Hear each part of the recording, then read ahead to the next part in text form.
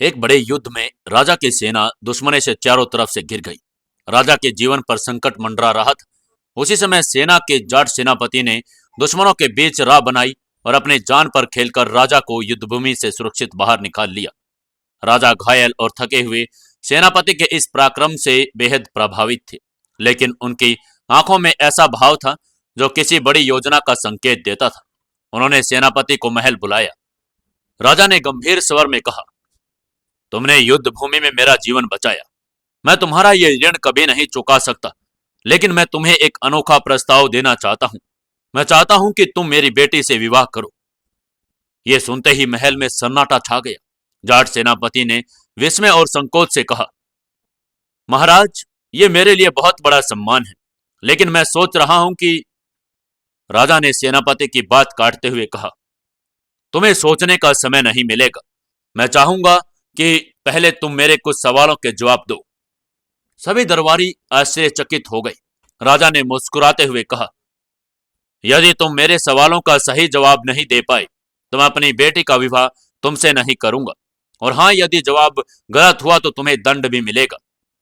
सेनापति ने साहस किया, महाराज, मुझे आपके हर एक सवाल का सामना करने में खुशी होगी। कृपया पूछें। राजा ने पहला सवाल पूछा, यदि मेरी बेटी को कभी यह निर्णय लेना पड़े कि वह अपने पिता का साथ दे या अपने पति का, तो क्या तुम उसे स्वतंत्रता दोगे?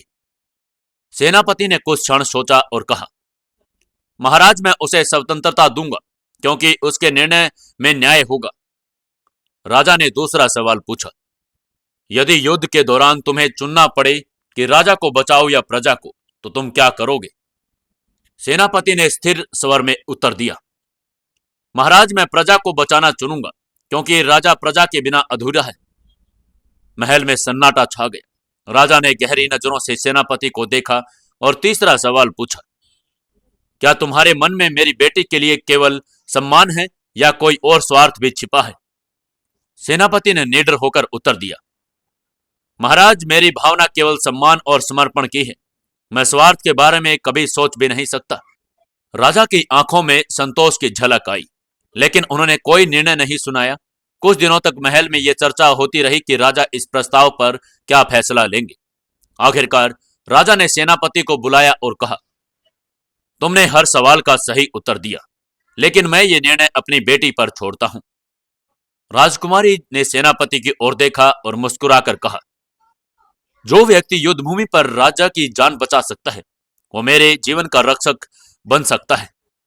इसी तरह से जाट सेनापति और राजकुमारी का विवाह तय हुआ।